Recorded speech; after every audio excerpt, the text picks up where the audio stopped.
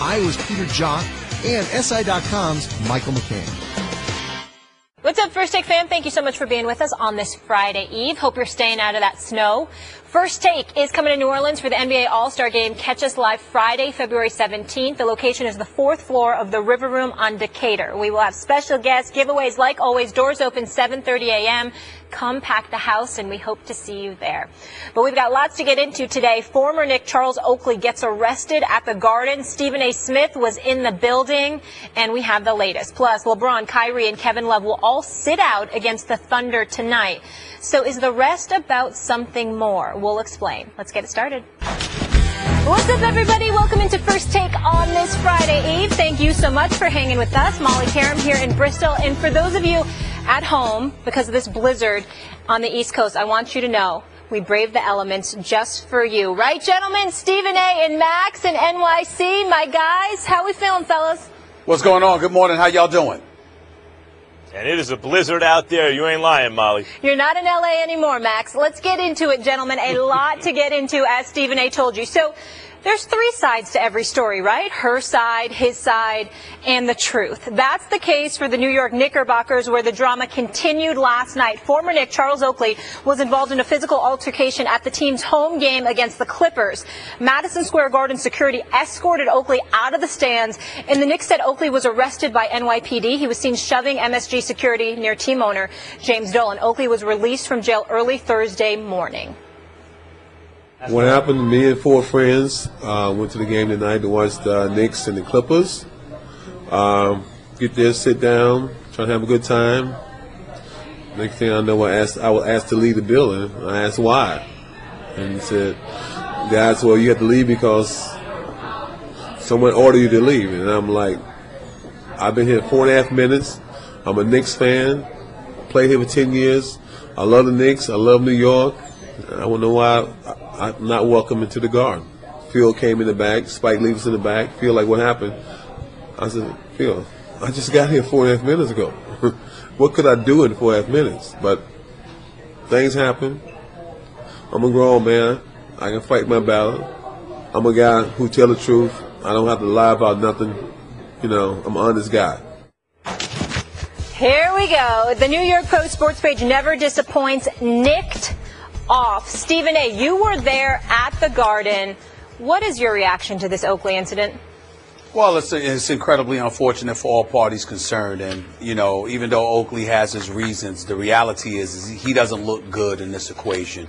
You know, you're 6'9", you're 250 pounds easy. I mean, he's built like just a chiseled brick house. This is a hardcore dude. And, you know, you have a reputation as being an enforcer on the NBA court, but also off of it. And you're seen pushing individuals who happen to be security, Garden personnel, law enforcement officials, or what have you. Thank God it didn't end up being worse than it actually could have been. So in that regard, Oakley does not look good. In the case of the New York Knicks, here was their side of things. Their attitude was like, Kawhi Leonard, right side three, knocks down the triple. How about that? Why? Quietly, the San Antonio Spurs have the second best record in the NBA and sit within striking distance of the Warriors. Kawhi Leonard, it just seems he can do everything. He is a two-way player extraordinaire. This Sunday, they head to Madison Square Garden to face the Knicks. Coverage begins at 2:30 Eastern on ABC and on ESPN Radio. Ian Rappaport of NFL Media reports that Kyle Shanahan is not expected to hire an offensive coordinator to his first 49ers staff. Muy interesante. It's not out of the norm for head coaches to call offensive plays, but lack of an offensive coordinator is unusual, as 30 teams have them or are expected to have them on staff in 2017, with the Browns as the only team that is going without the title. The 49ers will formally introduce Shanahan as their head coach today. Now, keep in mind, Shanahan coming off a heartbreaking Super Bowl loss to the Patriots, where the Falcons' offense stalled in the second half. Stephen A., should the Niners be worried about Shanahan? well, I think they should be worried about Shanahan because I think that he's never been a head coach before. If you're an individual that doesn't doesn't feel the need to have a coordinator, then I want you to have the requisite experience on your resume to justify your willingness to do multiple jobs, because you would have a clue as to what it takes to be a head coach, because you've been a head coach before, and as a result, you can make that decision. I didn't like it when Hugh Jackson did it, but at the same time, I could respect it because he was a coach in Oakland for a season, and he was an offensive coordinator in Cincinnati thereafter. It makes sense. This is Kyle Shanahan's first head coaching job. The GM and John Lynch that he basically ensured would have the job ended up getting a 6-year deal, and he has no experience whatsoever. He's never been in the front office of any NFL team. He was a player, and now he's a broadcaster, and a really good broadcaster, but he's never had any executive experience, and yet he's getting a 6-year deal. So you've got a rookie as an executive. You're a rookie as a coach. And on top of that, you're going to add offensive coordinator duties to your resume. That makes no sense whatsoever to me. I don't think it's a wise move by Kyle Shanahan. I think it's ego-driven more than anything else, or worse, a fear to allocate responsibility to others when that's your job as a head coach. And I think it's something that the 49ers should be concerned about, considering how inept their franchise has been since Jim Harbaugh departed. You know, it's not always that perception is reality, but perception can influence reality. Take Kyle Shanahan, for example, in this situation. Shanahan is like this offensive genius, right? And that's why the Niners want him. Look who turned down the Niners job, or who wasn't interested in it. Josh McDaniels, who's thinking, before I take a head coaching, to make sure it's the right one, right? So Shanahan winds up taking the job, and he's this offensive genius, except that in the moment of truth in the Super Bowl, he kind of outsmarts himself. And you lose the Super Bowl as a result. And on his way in the door, he doesn't need an offensive coordinator. And that's unorthodox. And so what that sets up is people pointing the finger to those things if and when he doesn't meet with success. And given what the 49ers need on that team, which is, let's see, everything, it's unlikely you're going to have success right away. It's interesting from the 49ers' point of view that they hired Chip Kelly. Also, they wanted to be innovative on offense. That doesn't work. They hire another guy who's considered, if not innovative, at least extremely talented as an offensive coordinator to be the head coach. And now he's doing unorthodox things that critics will be able to point to, who kind of forget the details and just say, oh, look at that. 49ers not good. There goes Kyle Shanahan, the guy who blew it in the Super Bowl, the guy who didn't want an offensive coordinator, and he will be branded that way, even though the fact is the 49ers have a long way to go to be a competitive team. So in that way, perception will affect reality. But I wouldn't worry about Shanahan's ability as a coach, but I would worry about reaction to these moves down the line. I would worry about his moves as a coach because, again, when you're taking on that much responsibility, he doesn't even know if he's going to be a good head coach yet. And as good as he was as an offensive coordinator this year, on the biggest stage, a choke job ensued. And there's no other way to slice it when it comes to him. Matt Ryan made a mistake by taking a sack.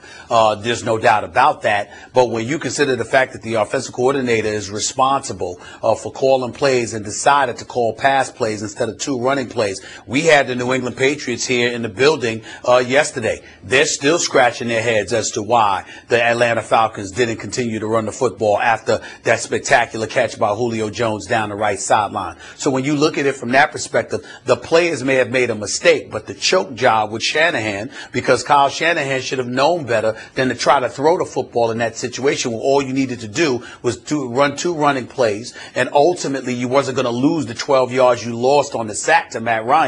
You had Mark Bryant that hit 24 of his last 25 field goals in between 35 and 45 yards, and this just was no excuse to make that kind of call. So when you look at it from that perspective, if you're Kyle Shanahan, you got a few things to learn from. You're clearly an exceptional offensive coordinator. I'm happy that he has the opportunity to be a head coach, but you are a novice as a head coach, and you don't have a chip as an offensive coordinator, primarily because you didn't call the right plays down the stretch.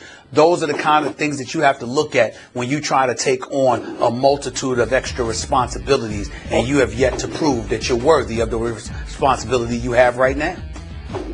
also tough for Shanahan to argue, look, what that experience in the Super Bowl just taught me is the buck's going to stop with you as the head coach anyway. You can't leave it up to your offensive coordinator because he might make a mistake. You might as well be your own offensive coordinator in those situations, or maybe in every situation. The problem is the guy who made the mistake was Kyle Shanahan. It was him. And now he's both the head coach and the offensive coordinator. That said, it was a mistake that cost them the Super Bowl in a game they were winning because the correct play call would have salted the win. It would have salted away the win. But so then you have to also look at the fact that with him as offensive coordinator, one of the greatest offenses we've ever seen was unleashed on the league and resulted in a lead late in the fourth quarter of the Super Bowl. So he's obviously talented, obviously offensively gifted, and maybe also gifted as a head coach. But I don't think that's going to show up in wins and losses in the first year. And if it doesn't, people will point to stuff like this and say, see, he's trying to be too cute, too smart for his own good. Well, that great offensive coordinator still lost 5 games with that high-powered offense during this regular season. That's number one. And number two, as a head coach, you have the license to intervene at your discretion and say, no, we're not doing this, we're doing that, which is what people are saying Quinn should have done with Shanahan in the Super Bowl this past Sunday. So really it makes no sense not to hire an offensive coordinator because even though you're delegating responsibilities to him at the same time as a head coach, at your volition, you can intervene and say, this is what I want done. See, so you have somebody handling the brunt of the bulk of the responsibility, but you still have the power to intervene. The fact that you can't see that and would still be willing to take on that responsibility yourself is something that I think that the 49ers as an organization should be keenly aware of. I'm not sure it's the wisest move. One thing about the 49ers they've shown is they're not afraid of innovation. They're not afraid to take risks that way, and this is one of them. I have a problem with this. I mean, give me a fighting chance. He actually went out there and practiced. James Harden's cheating already.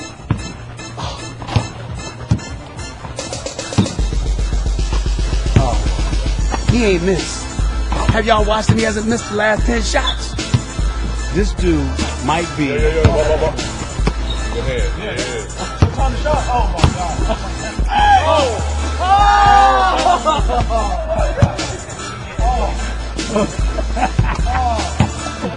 We're gonna try something. That might be the only shot I made, knowing me.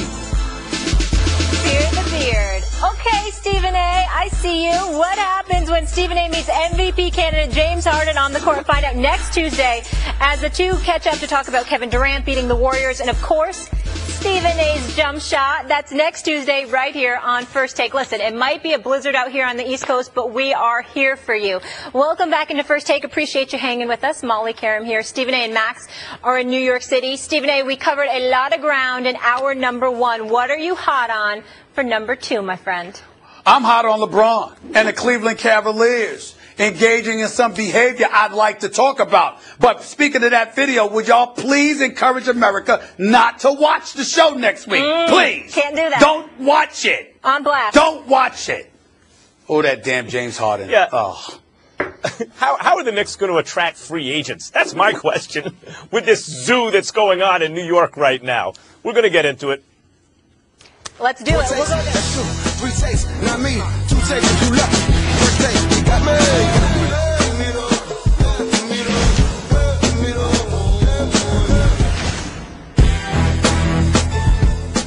Max mentioned New York. Former Knick Charles Oakley was involved in a physical altercation at the team's home game against the Clippers. Stephen A. was there. Madison Square Garden security escorted Oakley out of the stands, and the Knicks said Oakley was arrested by NYPD. He was seen shoving MSG security near team owner James Dolan. Oakley was released from jail early Thursday morning and had this to say about the incident. What happened, me and 4 friends went to the game tonight to watch the Knicks and the Clippers. Get there, sit down, try to have a good time. Next thing I know, I was asked to leave the building. I asked why. And he said, guys, well, you have to leave because someone ordered you to leave. And I'm like, I've been here 4.5 minutes.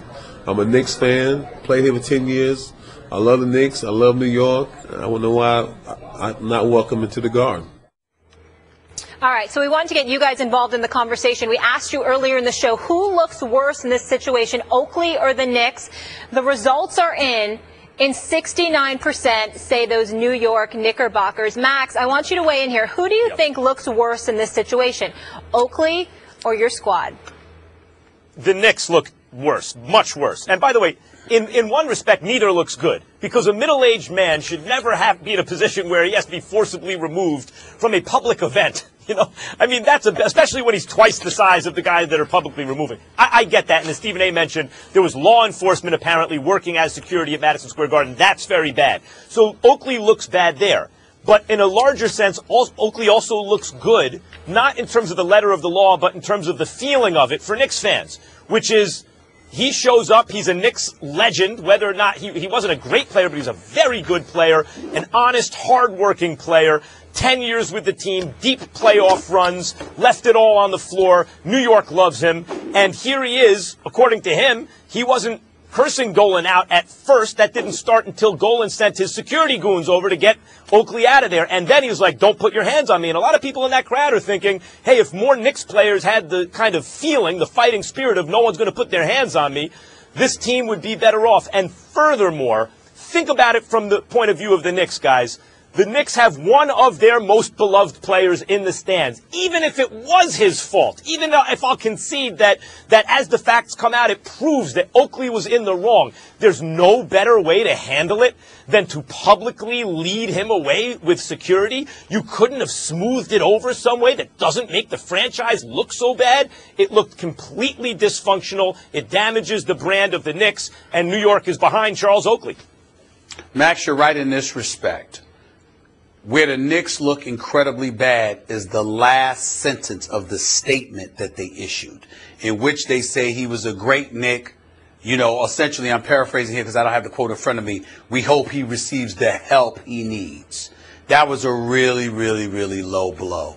It was classless on the part of the Knicks, and that's what made you lean towards the New York Knicks being at fault here. Because if indeed he was a great Knick, he was the enforcer, he was the protector, he was the blue-collar, grabbing your lunch pail kind of dude that Pat Riley loved to have on his squad, that Jeff Van Gundy loved to have on his squad, and others, you don't sit there and treat him that way. You don't talk to him in that fashion, in a statement. That was real low, and it reminded us and hearkened us back to what the New York Knicks have regressed to under the James Dolan era. Because me personally, the problems that other people have with him, I look at it and I say it's not a big deal. He cuts the check, and he's willing to pay guys to go out there and do the job he hired them to do. Guard and bureaucracy might get in the way from time to time, but he's an owner that cuts the check, and you can appreciate that. But then when you see the pettiness and the willingness to stiff somebody with low blows like that, that kind of statement was incredibly unnecessary, especially when you take into account the Knicks' history.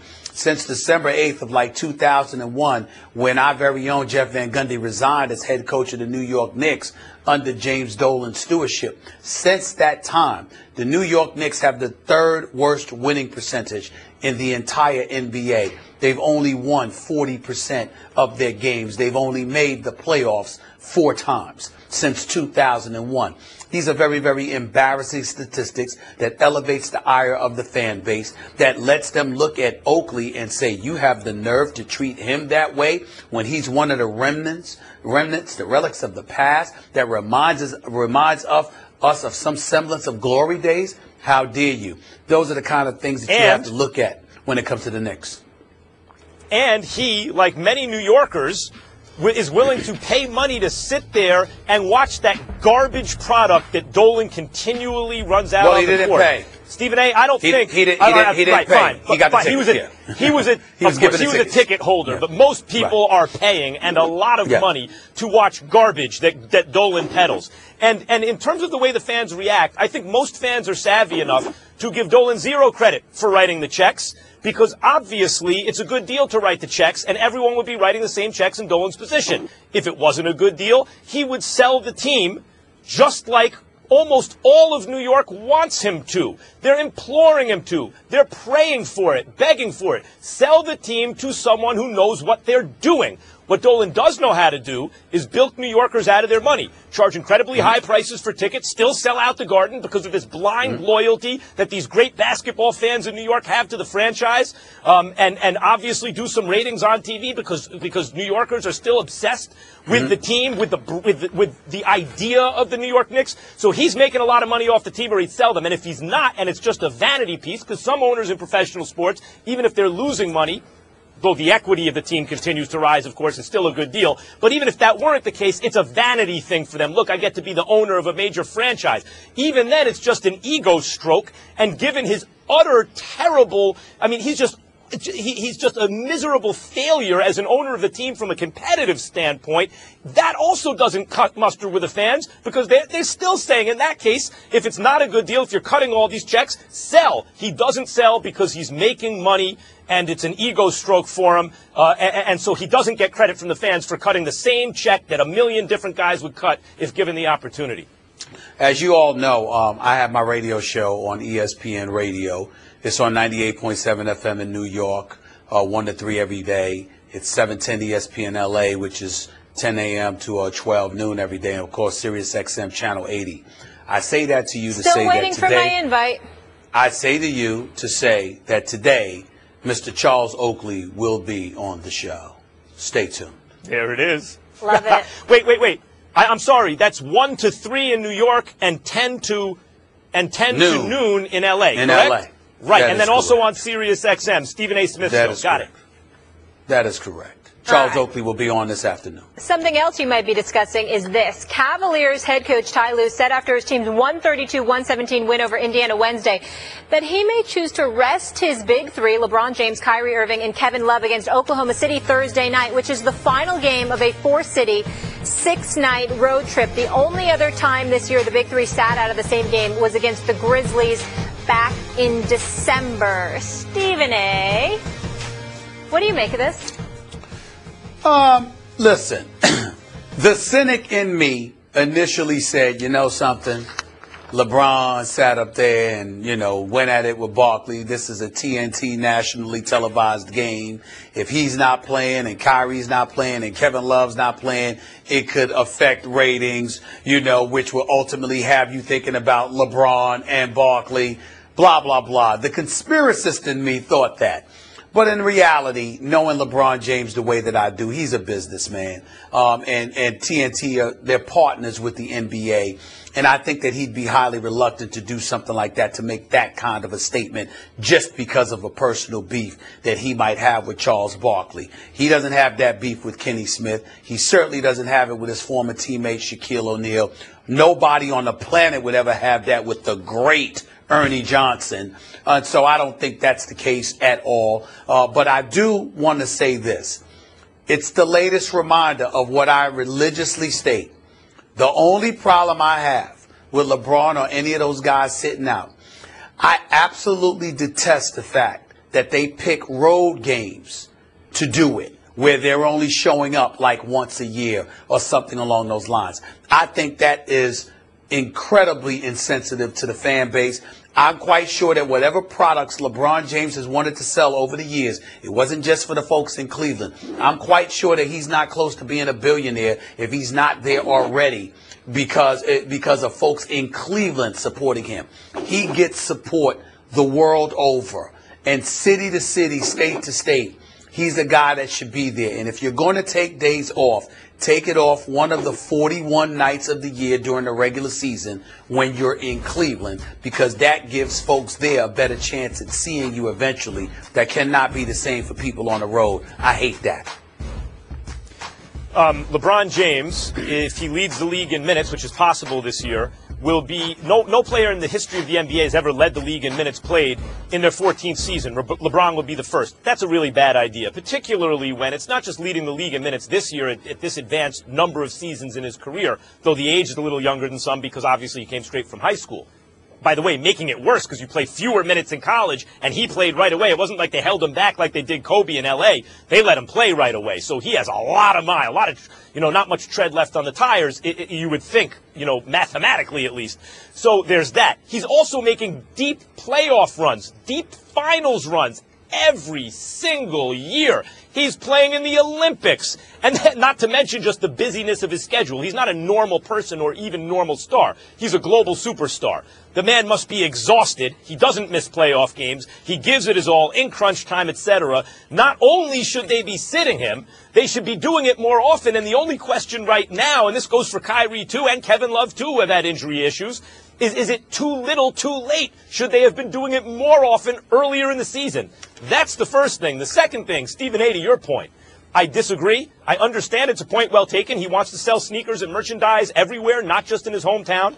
But I take it from the point of view of the fan, a Knicks fan, sitting in New York. Hey, the Cavs are coming to town. If LeBron doesn't play, especially if Kyrie and Kevin Love also don't play, even the New York Knicks might win that game. That's good for the home team. Secondly, the fans that you should care most about if you're LeBron James are the hometown fans. Those are the people rooting for you, not the people rooting against you. In a competitive sense, I understand from a larger, a broader business sense, yes, there's a point there. But that's not the responsibility of the players or the coach during the season. At that moment, it's they need to be what needs to focus and guide their decision making is competitive values, particularly for the Cavs as it relates to a championship. So I got no problem with them sitting, especially on the road. Well, I usually leave moral soapboxes to you. I don't really engage in that too much. That's not my style. That's not my style. But I will tell you that there are exceptions to everything. And I respectfully disagree with you. I get your point. I just respectfully disagree, and I'll go a personal route. I knew of someone last year who drove their 7-year-old child from St. Petersburg, Virginia, to the nation's capital to watch LeBron play. They didn't care about the Wizards. They wanted to see LeBron. And they drove about 3 hours, 3.5 hours, whatever the distance was, just for their 7-year-old to see LeBron. And LeBron didn't play. Now that's not even the kind of situation that I'm talking about, because again, he goes to the nation's capital more than once a year. My issue especially is for those cities where the Cleveland Cavaliers go once a year, because I do understand the business aspect of it all. I also understand the competitive aspect of it all. But I don't care who you are. If you are a member of corporate America, your target audience is always the younger generation, because when they're on the come up, not only are they in position to support you longer, but they breed supporters for you because of the personal experiences that emanated from you with that particular athlete. And when that athlete decides to sit down and have no compunction whatsoever to think about you in that regard, I think that's unfortunate. When you're home, but you want to rest, I can look at you and say, you must really be tired, because 41 nights a year, you're at this arena and you're home. You get to sleep in your own bed. So if you still take off, I know you're spent, you're exhausted, and all of this other stuff. But when you're on the road, that just reeks of an elevated level of insensitivity. And when that happens, I think that's something that the league has to figure out how to address, because I'm telling you, Max, they keep doing stuff like that. I agree. It's a league issue. They're going to show up in the postseason. They're going to show up in the postseason. But during the regular season, there's a price that may be paid for that. That's a league issue. I don't know how you figure that out if you're the league, but I don't some thought has to be put into it. I agree with that. And it's to that 7-year-old fan, if I were LeBron, and I'm not, I'll just say it because we're talking about it. It really stinks that you missed LeBron. But the man's trying to win a championship. And so when you talk about priorities, is the priority the occasional, and there will be some kid who drives a long way with their mom or dad and doesn't get to see you?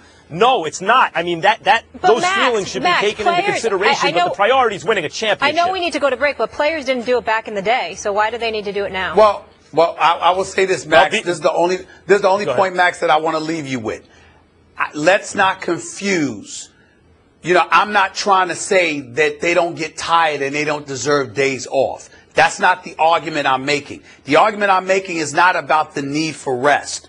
I am challenging how they choose road games to do it. as opposed to home games. That's the only argument I'm making. I respect the fact if your body, the game is sped up, Molly. Athletes are more physical. You know, it's far more physical.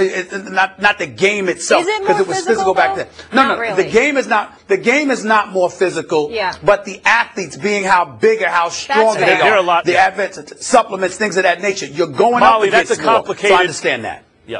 Yep. That's a complicated answer, and it has to do with what each era selects out for and athletes, et cetera, and other factors. We can do it another time. Do you still trust Phil? You said when you were signed here, I put my trust in Phil. I did say that.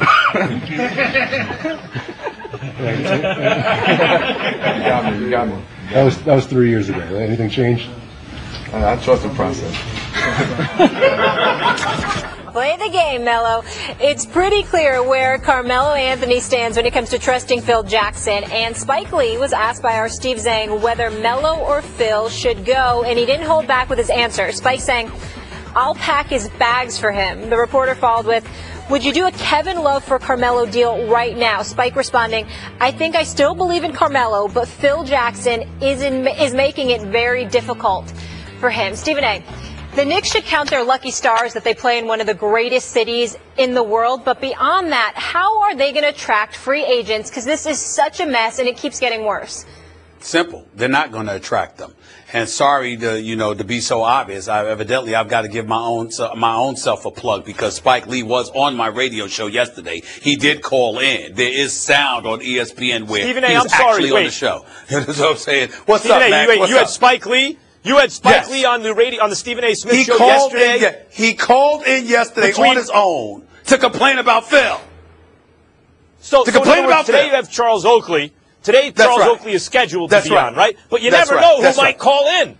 You never know. You never know. I'm just saying. Sorry I had to do it, but hell with it. I did it. Now here's the deal. Sometimes if you don't toot your own horn, there's no music. Go ahead. I'm just trying to give the people what they want. Here's the deal. Phil Jackson, this is what I love about this subject, because it gets to the heart of what I am trying to say. I want to emphasize this, Max Kellerman. I never questioned, nor would I ever question, the basketball acumen and downright brilliance of a Phil Jackson, the coach. I understood as an 11-time champion he has cachet. What I have repeatedly stated to everybody is this. If you went to Isaiah Thomas or Steve Mills or Ernie Grunfeld or Glenn Grunwald, the list goes on and on, Donnie Walsh, and you said to them, you know what? Rebuild the program. Take as much time as you need. Get it together for us. Who wouldn't succeed at that job? They all had a window of opportunity, a small window, whether it was Isaiah, whether it was Donnie, whether it was Glenn Grunwald, the list goes on and on. They all had a smaller window than Phil has been given. I'm looking at Phil Jackson and I'm saying this. At the end of the day, since the average president of basketball operations ain't getting paid more than $2 million per year in the NBA, and you're getting 12, what is it that you're bringing? You know what he was supposed to bring, Max?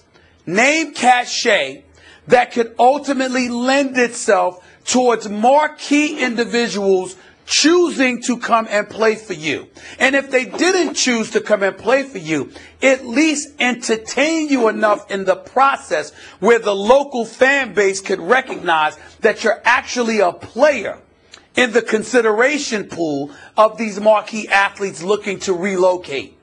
They wouldn't even sit down with this man.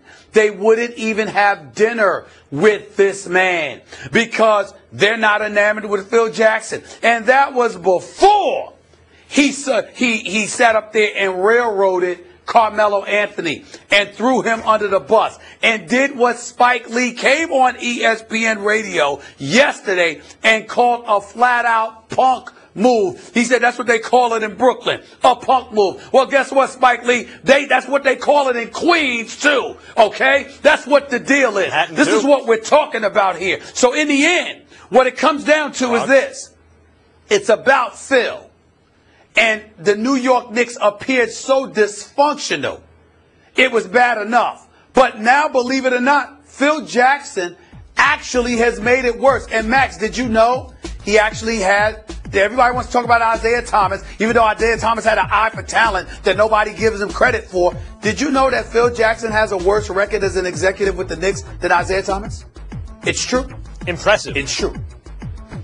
Look, Phil's got to go. It's enough. Phil's got to go. And, in fact, I'm even coming around on keeping Carmelo just to spite the Knicks. You know, the city is rallying around not only Charles Oakley, but Carmelo Anthony right now because he doesn't want to take this BS. And I like the fact that he's digging in his heels about now not being traded because of the way he's being treated. That's exactly what he should do.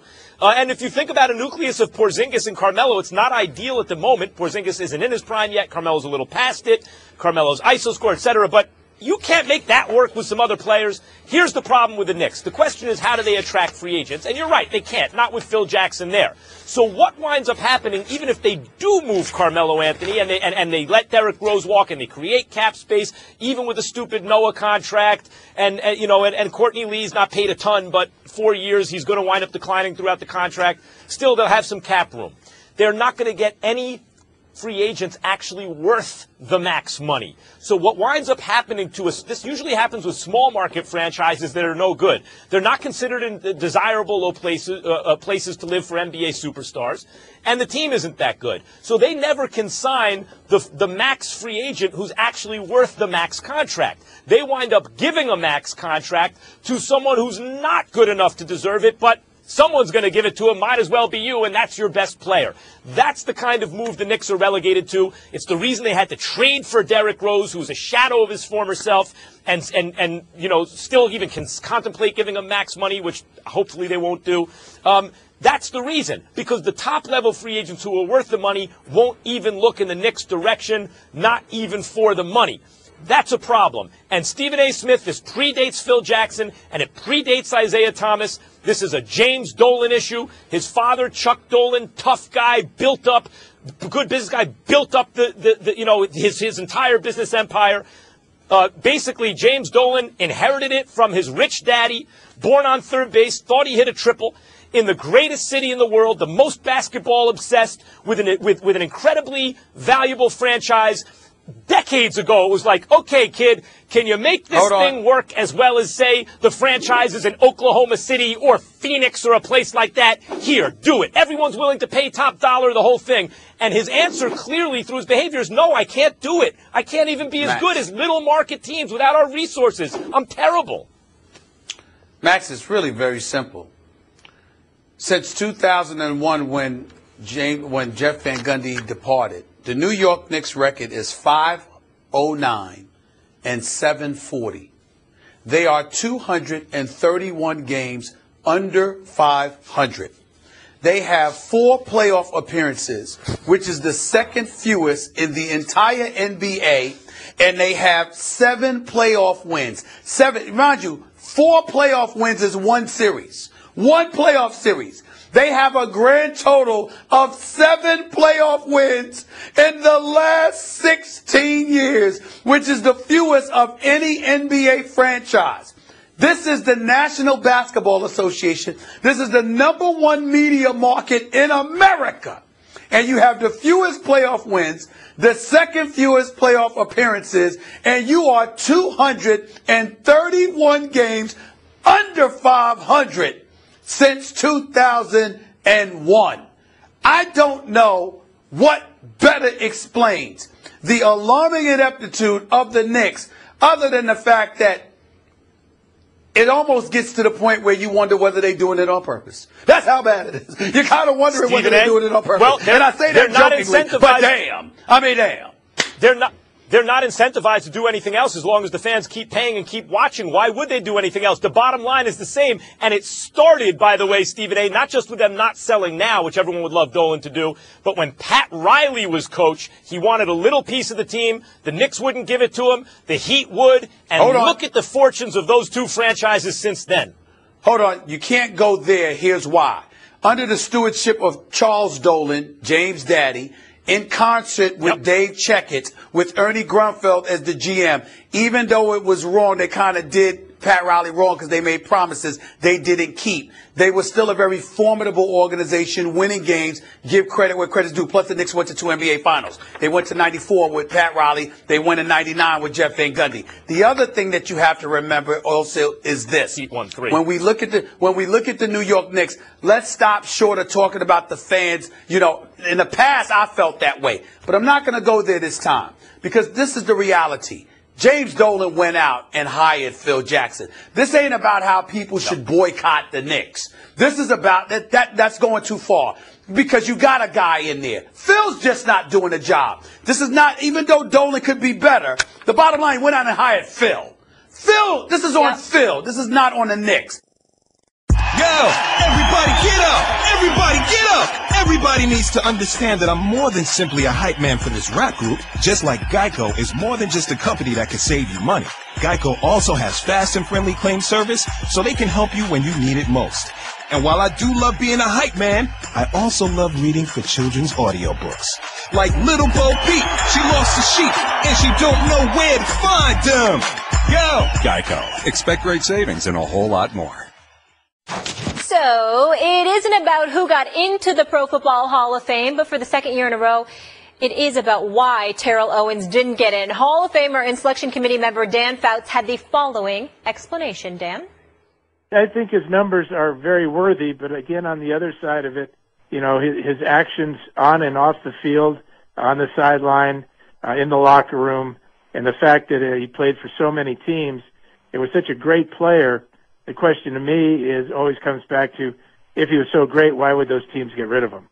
And I think we all know the answers. I think he did receive a fair evaluation of his career, both pros and cons. But obviously, ripping the Hall of Fame in the process, what good is that going to do? I just don't understand that, but I didn't understand a lot of the things he did in his career. Stephen A., what do you make of Fouts' comments? I think he should be ashamed of himself. But having said that, let me be very, very careful moving forward by reminding everybody that Dan Fouts is somebody I have profound respect for.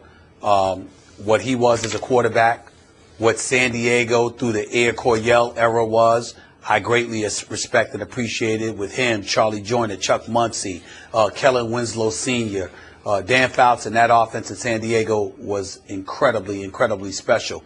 And I always regretted the fact that they lost in that AFC Championship game in Cincinnati because I believe had the game been in San Diego instead of Cincinnati's Kenny Anderson team in an ice bowl, for crying out loud, because that's how cold it was, Max. I truly believe in my heart of hearts that San Diego would have been in that Super Bowl instead of Cincinnati. Having said all of that, Dan Fouts has been around long enough. In 14 years in his NFL career, he went to the playoffs 4 times. Now, he played for San Diego throughout his entire career, but he's seen players come and go from various different teams. He's heard reports about individuals that ultimately ended up in the Hall of Fame that didn't have the greatest reputations. But I assure you that when Dan Fouts was playing, Dan Fouts would have been one of those individuals that emphatically stated your performance matters. How you perform on the field of play matters. If the Hall of Fame was about being liked, then a lot of dudes would not be in there. And to look at T.O. with 15,934 receiving yards, 153 TDs in 15 NFL seasons, 1,078 receptions, ranking top 6 in a multitude of categories for wide receivers all time. When he was on the field, he was a difference maker. And Dan Fouts, being a quarterback, should know that better than anybody. So to sit up there and to say, it's one thing if he would have said, we didn't like his reputation. That's not good. But we can't deny what he did. But to not say that, or to say that and use that as an excuse to justify omitting somebody whose qualifications are clearly worthy of Hall of Fame induction based on off-the-field behavior, I think Dan Fouts should be ashamed of himself for making that statement. I really do. Well, first of all, Deion Sanders played for 3 teams. I mean, you go to other sports, but to make it, Carlos Beltran moved around to a lot of teams. He's going to be in the Hall of Fame, and he deserves it. He was a well-liked teammate. They won titles, Deion Sanders moved around. Yeah, okay, Deion Sanders move around teams. Not T.O.'s fault he didn't win titles. I mean, he was the best player on the field in that Super Bowl, and they were playing the Patriots, and he was the best player on the field, either team that day, on one leg, incidentally, for which he was called selfish leading up to the game that he wanted to play on one leg. T.O.'s got this right. He said, look, I got a slap on the wrist last year because it was my first year of eligibility. Get it. You're not a first ballot Hall of Famer because you were considered a distraction in the locker room. Okay. This isn't first ballot anymore. And for Fouts not only to say on and off the field, on the field he balled. What is Fouts talking about? Off the field, did he get arrested? Did he get improv? Was he in trouble? Did he show up out of shape and unprepared? No. What are you talking about? Because you rubbed some people the wrong way in the locker room? Because you're wondering why everyone can't ball like you? And then for Fouts to say, so he's wrong there, in my opinion. And then for Fouts to say, and then taking shots at the Hall of Fame, you're not doing yourself any favors, essentially. If there's an implicit admission there that by taking a shot at the institution, it's going to encourage the voters to not vote for him, whichever voters feel that way should recuse themselves from the vote. What has that got to do with T.O. the player? I don't understand that at all. So if Fouts is taking the temperature of the room, speaking for himself and maybe for others, at least the way he's interpreting it, that people think that T.O.'s, locker room issues with some guys disqualifies him from the Hall of Fame, that is simply wrong-headed, as I've said all along. There are hard decisions for the Hall of Fame. There are borderline cases, guys who shouldn't be in, barely in, etc., maybe eventually. That ain't T.O. This is a no-brainer. It's an easy one. T.O. is a Hall of Famer by the eyeball test, by the numbers, by common sense. He should be in the Hall of Fame, period. Max, I think we have to go a little bit deeper, though, because when you think about Dan Fouts, you were a quarterback.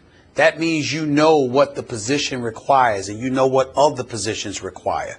You also have been in a locker room for 14 years. You were there in San Diego for 14 years. You know what troubles this is. You also saw Ryan Leaf and how detrimental he was to his own growth and maturation when he was the second overall pick behind Peyton Manning, and how disastrous his career and his life turned out before he turned things around. He's getting himself better. We saw him in Super Bowl week last week. We wish him nothing but the best. I'm simply saying that to say you understand all the nuances. And one of the things that T.O. has never been given credit enough for, we saw him on reality TV and other places where his emotions came out, and he was very, very revealing. So we discovered an individual that had problems at home, that was never acknowledged and recognized by his father, that had a lot of demons that he had to overcome because they were inflicted upon him as a child. We live in a society where we find reasons to absolve folks from culpability in terms of their actions because of things that may have affected their life time and time again. We're looking at the NFL now on a macro level from a business perspective, Max, where, okay, you had previous regimes that paid no attention to the concussion issues. So what the NFL is doing right now, they're trying to address it with the level of sensitivity it deserves. So we understand that with all of these other things, but we can't understand that with T.O. when he has the numbers that show that despite what bedeviled him and what plagued him, he was still able to go out there and perform at a Hall of Fame level. And you can't give him that love? I don't understand it.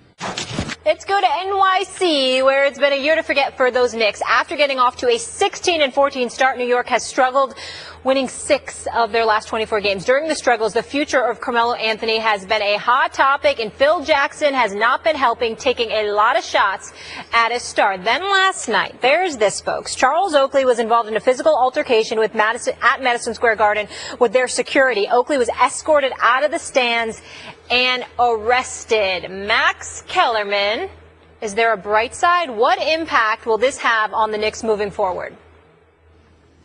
Unfortunately, none, because there's a not perverse incentive. There's no incentive for Charles Dolan, for James Dolan. Sorry, not Chuck Dolan, his father. For James Dolan, the owner of the Knicks, because the fans are so incredibly, unfathomably loyal in New York. They're going to keep selling out the Garden at sky-high prices. They're going to keep watching on TV. And the tragedy of it all is that they're a laughing stock, that under James Dolan, they've become one of the great laughing stocks in sports. And when you think about it, major metropolitan areas like New York, L.A., some others, frequently have 2 teams in town. The heritage team, the Yankees, the Giants, the clown team, the Jets, the Mets, right? They're the futility of those teams. The Knicks are both the heritage team and the clown team in New York, which is a basketball-obsessed market. It is humiliating for New Yorkers, and nothing's going to change because, as Stephen A. pointed out earlier, what does James Dolan, billionaire, care so long as they're paying the money? Well, I agree with that, but in the interest of fairness, let's keep in mind that one of the reasons why not much may change is because there are some people out there who are strictly going by the video, and they're finding Charles Oakley more culpable than anybody else. And the Knicks are certainly not going to help in that regard, because while Charles Oakley swears up and down that he did nothing until he was approached and asked to depart from the arena, the New York Knicks vehemently denied that. I have been speaking to them since last night. They have repeatedly and emphatically stated that Charles Oakley was just spewing stuff in the direction of James Dolan and Knicks staff members, and that is why he was removed. They said that to say he did nothing and then they just decided that he needs to leave the arena is ridiculous and at its face completely false. That's their position. You're going to have people, rightly or wrongly, who look at this 6'9", 260-pound, powerful black man shoving people around that required 7 to 8 people to remove him from the arena, and that visual is all that they're going to care about and they're going to judge. If Charles Oakley is telling the truth, it would be wrong, it would be unfair if he's telling the truth. But they don't know that. But they know what they saw, which is why I think that he does not look good in all of this. New Yorkers also know what they saw when there were 5 bodies around Oakley and he was the one coming away with a loose ball because he was diving on the floor. They know that kind of honest work ethic, and I think they find him more credible than the Knicks. Well, they might hate the Knicks because of the way the Knicks look. No, I'm saying if it comes down to he said, she said, the New Yorkers will take Charles Oakley's word for it before Knicks PR. You are so disrespectful. He is going to fall off a cliff. Shut the hell up. That's not even close to my best. They're wrong. And I don't give a damn that they agree with me or not. Remember when you were 17, up all night, putting together a mixtape because you wanted to tell your crush how you really felt about them, and rather than speaking from the heart, you'd hit them with the subliminals. Let the lyrics speak to them between the lines, because that's what you do when you're 17. But now you're grown. Cassette tapes no longer exist, and you've learned how to communicate. Unless you're Phil Jackson, who acts like he's 71 going on 17. Technology has advanced, but rather than limiting his subliminal messages to books he's written and messages in the media, the king of cryptic now has this tool called Twitter. Do you know what Twitter's great for? Trolls. The Zen Master got me thinking about some of our greatest troll moments of the past year and what really is the end game of the troll. So Monday, we had Matt Patricia in a t-shirt with Roger Goodell as a clown. Russell Westbrook showing up at Golden State with the photographer bib trolling KD hard. We had Future on the sidelines when Russell Wilson came to the ATL. How about Steph's wife, Ayesha Curry, tweeting that the NBA is rigged? I do appreciate her being ride or die for her man, though. I'll give her that. LeBron walking off the plane with the finals trophy in a shirt that says Ultimate Warrior. Then there were his Halloween party decorations. I'd be lying to you all if I told you it isn't entertaining. Let's be real. I work in sports media. Social media, trolling, it's the gift that keeps on giving. But I'm here to look out for you. It might seem like a good idea in the moment. I get it. I go 0 to 100 just like the rest of you. But I liken it to meeting up with your ex. It might seem like a good idea in the moment, but in the end, it's disastrous. Phil Jackson should be a cautionary tale. The man has 11 rings, unreal. But forget Phil the champion. Phil the man, I'll never look at the same. Because like Drake said, it's child's play. In the end, I leave you with the wise words of our Herm Edwards. Don't hit send. They're not worth it, but you are. For more final takes, check out our Twitter pages. Everybody on the East Coast, stay safe. We'll see you all tomorrow. Max, Stephen A., have a great day. Yeah. Thanks so much for listening to the pod. Catch First Take weekdays, 10 a.m. Eastern, 7 a.m. Pacific on ESPN. Have a great day. We'll see you all tomorrow. Kevin Durant makes his first trip to Oklahoma City as a Warrior. Westbrook ascends like a rocket to the cup. Don't miss the fireworks this